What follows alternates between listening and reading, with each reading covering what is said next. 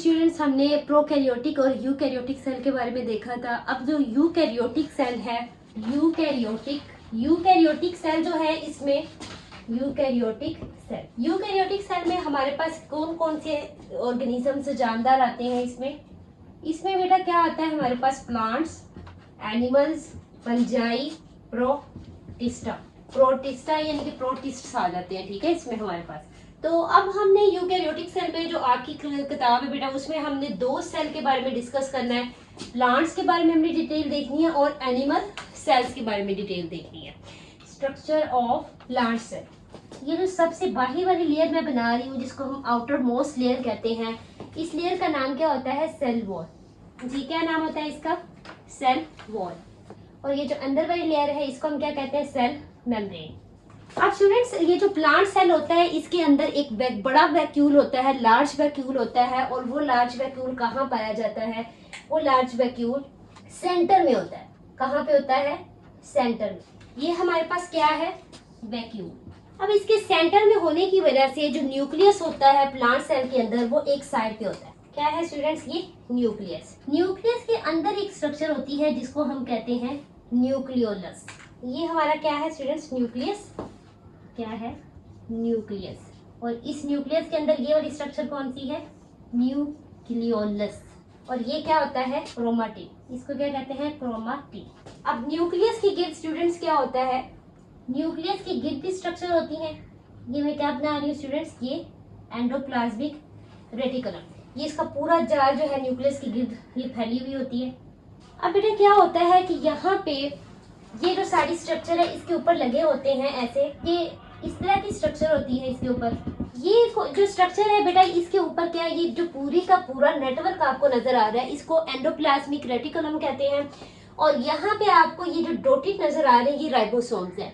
ठीक है, तो एंडोप्लाज्मिक रेटिकुलम के जिस पोर्शन हिस्से के ऊपर बेटा राइबोसोम्स मौजूद होते हैं, उसको क्या कहा जाता है? उसको रफ एंडोप्लाज्मिक रेटिकुलम कहा जाता है। RER, rough endoplasmic reticulum. और जहां पे आप देख रहे हैं कि राइबोसोम मौजूद नहीं है, इस हिस्से को क्या कहते हैं? Smooth endoplasmic reticulum. क्या कहते हैं स्टूडेंट्स? Smooth endoplasmic reticulum. अब ये इनके हम फंक्शन भी एक दफा पढ़ते हैं, एक वन बाय वन करके एक इनके जो भी फंक्शन काम है मैं आपको बताऊंगी। मजीद आगे हमने पूरा चैप्टर ही इन पूरी ऑर्गेनेलिस के बारे में पढ़ना है। ये जो सेल के अंदर मैं ये चीजें बना रही हूँ, इस सेल के अंदर इनको क्या कहते हैं? स्ट्रक्चर्स को, छोटी छोटी जो साख्तें, इनको ऑर्गेनेलिस कहा जाता है। ठीक है, अब ये जो न्यूक्लियस मैंने बनाया था, यहाँ पे न्यूक्लियस के अंदर, क्योंकि न्यूक्लियस जो है वो दो तहों पर मुश्तमिल होता है, डबल लेयर होता है इसकी, इसी दोनों तहों को हम इकट्ठा कह देते हैं न्यूक्लियर इनवेल्व। क्या कह देते हैं स्टूडेंट्स? न्यूक्लियर इनवेल्व। न्यूक्लियर इनवेल्व। ये न्यूक्लियर इनवेल्व के अंदर स्टूडेंट्स क्या होता है? यहाँ पे ये इस तरह की जो स्ट्रक्चर आपको नजर आएगी, ये न्यूक्लियर पोर्स होते हैं। क्या होते हैं? Nuclear pores. तो जी स्टूडेंट्स, ये तो हमने न्यूक्लियस बेटा बनाया है, और न्यूक्लियस के गिर्द क्या बनाया है? Endoplasmic reticulum. Endoplasmic reticulum. ठीक है, अब हम और मजीद स्ट्रक्चर बनाते हैं। ये स्टूडेंट्स क्या बन रहा है? क्लोरोप्लास्ट। पौधों में मौजूद होता है क्लोरोप्लास्ट। ये क्या है स्टूडेंट्स? क्लोरोप्लास्ट। अब यहाँ पे ये स्ट्रक्चर जो मैंने बनाई है, ये क्या है स्टूडेंट्स? माइटोकॉन्ड्रिया। ये क्या है? एक से ज्यादा माइटोकॉन्ड्रिया, एक से ज्यादा होते हैं तो उनको हम माइटोकॉन्ड्रिया कहते हैं। तो ये मैंने एक बनाया था, इसको मैं सिंगल को क्या कहूँ? माइटोकॉन्ड्रियन भी आप कह सकते हैं। ठीक है, तो अब नेक्स्ट जो ऑर्गेनेली बनानी है वो कौन सी है? जी स्टूडेंट्स, ये जो स्ट्रक्चर है इसको हम क्या कहते हैं? यहाँ पे ये जो दो स्ट्रक्चर बनाई है, ये क्या है? इसको हम कहते हैं गोल्जी वेसिकल। Golgi vesicle. ये जो पूरी स्ट्रक्चर है इसको हम क्या कहते हैं? Golgi apparatus. Golgi apparatus. अब यहाँ पे ये जो छोटी छोटी स्ट्रक्चर आपको नजर आ रही है, ये क्या होते हैं? राइबोसोम्स। ये क्या होते हैं? राइबोसोम्स। जी स्टूडेंट्स, यहाँ पे इस तरह की स्ट्रक्चर होती है जिनको हम क्या कहते हैं? माइक्रोफिलामेंट्स। माइक्रोफिलामेंट्स। ये जो स्ट्रक्चर होती है इनको हम क्या कहते हैं? माइक्रोट्यूब्यूल्स। इनको क्या कहते हैं? माइक्रोट्यूब्यूल्स। जी, तो एक और स्ट्रक्चर हमारे पास होती है, जिसको हम क्या कहते हैं? इंटरमीडिएट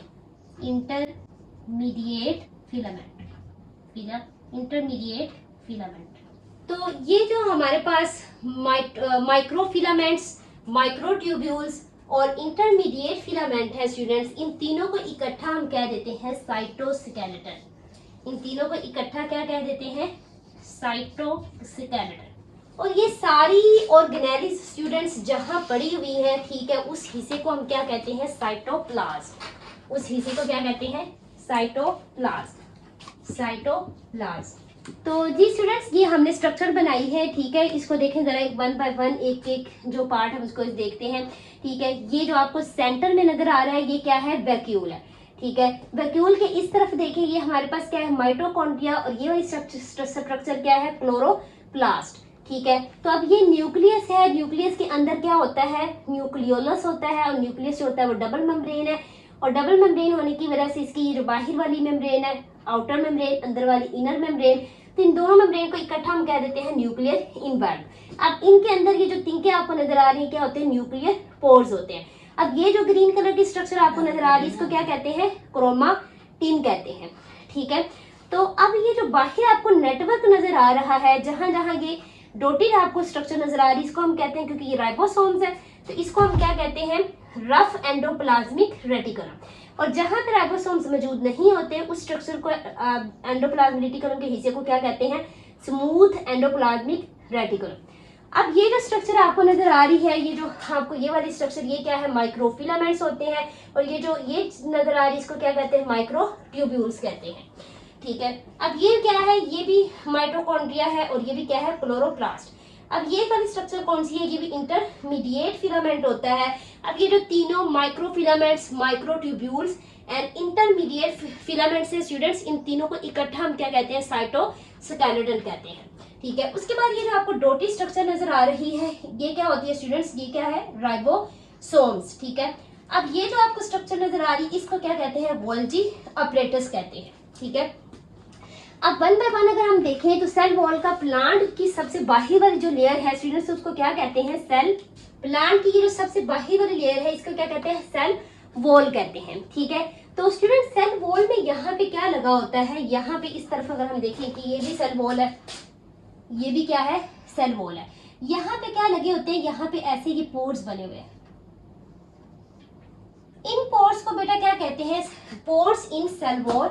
इन पोर्स को हम क्या कहेंगे? प्लाज्मोडिस्मेटा। इनको क्या कहते हैं? प्लाज्मोडिस्मेटा। इन सुराखों को प्लाज्मोडिस्मेटा कहते हैं। जी स्टूडेंट, ये सेल वॉल बेटा क्या करता है? ये सेल वॉल प्लांट में मौजूद है, ठीक है। एनिमल सेल भी हमने पढ़ना है, तो ये एनिमल सेल में प्रेजेंट नहीं होता। एनिमल सेल की सबसे बाहरी वाली जो तय मेम्ब्रेन होती है, वो सेल मेम्ब्रेन होती है। तो ये सेल वॉल क्या करता है? ये प्लांट सेल को क्या मुहैया करता है? ये प्लांट सेल को बेटा सपोर्ट मुहैया करता है, सेल की शेप को मेंटेन करता है, ठीक है। ये क्या करता है? ये सपोर्ट करता है प्लांट को, ठीक है। मेंटेन सेल शेप, सेल की जो शेप है उसको क्या करता है? बरकरार रखता है, मेंटेन सेल शेप। उसके बाद जो सेल मेम्ब्रेन है, सेल मेम्ब्रेन क्या करती है? ठीक है, सेल मेम्ब्रेन जो भी चीजें अंदर आनी है और जो चीजें बाहर जानी है, उनको ये क्या करती है? कंट्रोल करती है, ठीक है। थिंग्स, सब्सटेंस या थिंग्स, चीजें जो भी क्या आनी है, in and out from the cell, from the cell, cell से बाहर और सेल के अंदर जो चीजें आनी है, उनको ये क्या करती है? सेल मेम्ब्रेन बेटा कंट्रोल करती है। उसके बाद है क्लोरोप्लास्ट। क्लोरोप्लास्ट के अंदर आपको यहाँ पे ये जो मैंने ऐसे ये जो गोल गोल स्ट्रक्चर बनाई है, इनको थैलाकॉइड्स कहते हैं, ठीक है। इनको क्या कहते हैं? थैलाकॉइड्स। जब हम एक एक स्ट्रक्चर, एक एक ऑर्गेनेली को डिटेल के साथ पढ़ेंगे, तो ये एक एक स्ट्रक्चर मैं दोबारा बनाऊंगी और आपको सारा जो है मजीद तफसीलन बताऊंगी। तो अब यहाँ पे बेटा ये क्लोरोप्लास्ट के पास क्या होता है? ऐसा ग्रीन ग्रीन मैंने बनाया है। ये क्लोरोप्लास्ट के पास स्टूडेंट्स क्या होता है? इसके पास क्लोरोफिल पिगमेंट होते हैं। क्या होते हैं इसके पास? क्लोरोफिल पिगमेंट होते हैं, क्लोरोफिल पिगमेंट। अब ये सबज कलर के पिगमेंट होते हैं क्लोरोफिल। तो यहाँ पे क्या होती है बेटा? आपको पता है कि पौधे क्या करते हैं? यहाँ पे फोटोसेंसिस का अमल होता है। आपको पता है कि फोटोसेंसिस का जो अमल है, ठीक है स्टूडेंट्स, देखें ये क्या हमारे पास एक लीफ है। लीफ का जो ये पत्ते का कलर बेटा क्या होता है? सबज जो होता है, वो इसी क्लोरोफिल पिगमेंट की ज़रात की वजह से होता है, ठीक है। तो यहाँ पे इसी ये जो समझ लें कि ये क्लोरोफिल मौजूद है, ठीक है। यहाँ पे बेटा क्या होना है? यहाँ पत्ते में क्या होता है? क्लोरोफिल की मौजूदगी में यहाँ पे क्या होता है, फोटोसिंथेसिस का अमल होता है, फोटोसिंथेसिस का अमल होता है। अब ये फोटोसिंथेसिस क्या होता है, फोटो मीन लाइट, रोशनी, सिंथेसिस मीन बनना, ठीक है। रोशनी को इस्तेमाल करके क्या होता है, पौधे अपनी खुराक बनाते हैं और उस अमल को हम क्या कहते हैं, फोटोसिंथेसिस कहते हैं। तो अब नेक्स्ट है हमारे पास माइटोकॉन्ड्रियन, ठीक है, माइटोकॉन्ड्रिया। तो माइटोकॉन्ड्रिया क्या करता है स्टूडेंट्स, माइटोकॉन्ड्रिया बेटा एनर्जी मुहैया करता है सेल को, ठीक है। अब सेल ने भी क्या करना है, सेल ने भी रेस्पिरेशन का अमल करना है, ठीक है, अपने और भी इसके काम है सेल के। तो जितने भी इसकी एक्टिविटीज सरगर्मियां करनी है उसके लिए इसको क्या चाहिए, एनर्जी चाहिए होती है। तो एनर्जी कौन इसको देता है, एनर्जी की प्रोडक्शन, एनर्जी की पैदावार करता है माइटोकॉन्ड्रिया, एनर्जी मुहैया करता है। इसीलिए माइटोकॉन्ड्रिया को क्या कहते हैं, माइटोकॉन्ड्रिया क्या करता है स्टूडेंट्स, एनर्जी मुहैया करता है सेल को। इसीलिए माइटोकॉन्ड्रिया को पावर हाउस ऑफ सेल कहा जाता है, power house of cell. Cell का क्या कहा जाता है, इसको पावर हाउस कहा जाता है, ठीक है। उसके बाद के जो आपको नजर आ रही है माइक्रोफिलामेंट, माइक्रोट्यूब्यूल्स, ये इंटरमीडिएट फिलामेंट जिसको हम इकट्ठा साइटोस्केलेटन कहते हैं। देखो ना, साइटोस्केलेटन, साइटो मीन ये क्या है, साइटोप्लाज्म के अंदर है, और ये स्केलेटन मीन जो ये स्ट्रक्चर्स हैं, ये सारी मिलके बेटा क्या करती हैं, ये पूरे जो अंदर के ऑर्गेनेलिज हैं इन सबको क्या करेंगी, इन सबको प्रोटेक्शन करेंगी, इन सबको इनकी शेप को क्या करेंगी, सपोर्ट और मेंटेन करने में काम करती हैं, ठीक है। ये भी हम वन बाय वन इनको भी हमने क्या करना है, मजीद आगे डिटेल में डिस्कस करेंगे। उसके बाद है साइटोप्लाज्म, क्या है स्टूडेंट, ये साइटोप्लाज्म। साइटोप्लाज्म बेटा क्या है, ये जेली लाइक स्ट्रक्चर है सेल के अंदर। किस तरह की स्ट्रक्चर है, जेली लाइक स्ट्रक्चर है, जिसमें क्या भरा हुआ है, ये फ्लूइड भरा हुआ है, ठीक है।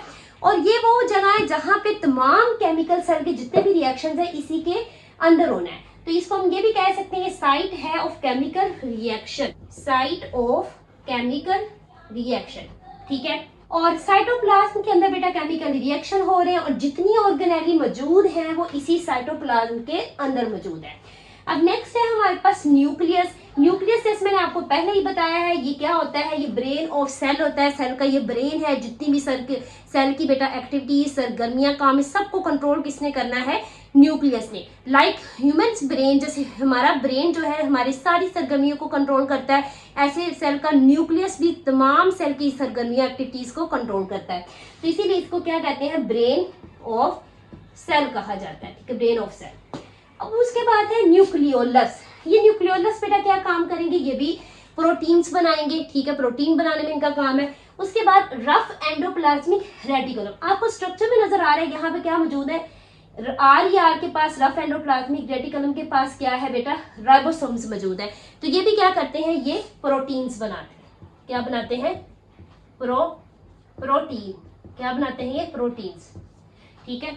उसके बाद है हमारे पास ये न्यूक्लियर इनवेल्व के बारे में मैंने आपको बताया है, ठीक है। उसके बाद ये हमारे पास नेक्स्ट जो पोर्शन है, ये हमारे पास SER, smooth endoplasmic reticulum. Smooth में क्यों इसको कह रहे हैं, क्योंकि बेटा आपको स्ट्रक्चर नजर आ रही है, यहाँ पे राइबोसोम्स मौजूद नहीं होते, ठीक है। तो स्मूथ एंडोप्लाज्मिक रेटिकुलम का क्या काम होता है, लिपिड फॉर्मेशन, ये लिपिड बनाता है, इसका क्या काम है, लिपिड्स फॉर्मेशन करता है। और जितने भी ड्रग्स वगैरह हैं उनकी ये डिटॉक्सिफिकेशन करता है, ठीक है। उनको क्या करता है, उनके अंदर जितने भी बेकार मादे होते हैं उनकी सफाई करता है, ठीक है।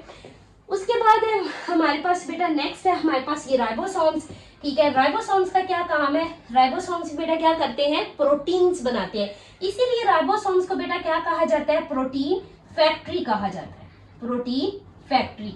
अब नेक्स्ट है हमारे पास ये जो इतना बड़ा नजर आ रहा है हमें, ठीक है, क्या नजर आ रहा है, ये जो बड़ा वैक्यूल है, ये स्टूडेंट्स क्या करता है, इस वैक्यूल में हमारे पास क्या होता है, जो वाटर है, ठीक है, न्यूट्रिएंट्स, खुराक के जो अज्जा हैं, पानी, न्यूट्रिएंट्स, खुराक के अज्जा और एंड वेस्ट, जितना भी जो बेकार मादा हो रहा है, सब यहाँ पे क्या होगा बेटा, स्टोर होगा, जहीरा होगा, ठीक है। तो इसको हम ये कहेंगे कि ये सेल के क्या उसे कहते हैं, सेल का जितना भी फूड वगैरह स्टोरेज होनी है वो वैक्यूल के अंदर होती है, ठीक है। अब नेक्स्ट है हमारे पास गोल्जी अपरेटस। नेक्स्ट क्या है स्टूडेंट्स, गोल्जी अपरेटस। जो भी ये प्रोटीन बनी है जैसे न्यूक्लियोलस से, या फिर हमारे पास यहाँ राइबोसोम्स प्रोटीन बनाएंगे, आर से प्रोटीन बन रही, जितनी भी ये प्रोटीन बेटा सेल के अंदर बन रही है वो जाएगी गोल्जी अपरेटस के पास जाएगी। अब गोल्जी अपरेटस स्टूडेंट्स क्या करेगा, गोल्जी अपरेटस बेटा इस प्रोटीन को क्या करेगा, इस प्रोटीन को मॉडिफाई करेगा, मीन उसमें कुछ तब्दीलियां करके फिर उनको क्या करेगा, उसकी पैकेजिंग करेगा, उसको पैक करेगा। ठीक है, ये क्या करता है, प्रोटीन की पैकेजिंग करता है। ठीक है, प्रोटीन की पैकेजिंग करके फिर आगे मजीद उसको क्या करता है बेटा, ये आगे उसको ट्रांसपोर्ट करता है, मुंतकिल करता है। मीन अगर हम इसको ये भी कहें तो ये इसमें हम ये कह सकते हैं कि ये जो प्रोटीन को बेटा क्या करता है, प्रोटीन को ये फंक्शनल बनाता है, उसको काम के काबिल इसने बनाना है। ठीक है, तो प्रोटीन की पैकेजिंग करके आगे उसे ट्रांसपोर्ट करेगा, उसे काम के काबिल बनाएगा, उसे फंक्शनल बनाएगा। ठीक है, तो जी स्टूडेंट्स ये तो हमारा हमने ओवरऑल देख लिया है प्लांट सेल के बारे में। ठीक है, अब नेक्स्ट इंशाल्लाह हम एक एक ऑर्गेनेली को क्या करेंगे, डिटेल में डिस्कस करेंगे। अब इसके बाद इंशाल्लाह हमने एनिमल सेल को देखना है, इसके बाद हम डिटेल में एनिमल सेल के बारे में पढ़ेंगे।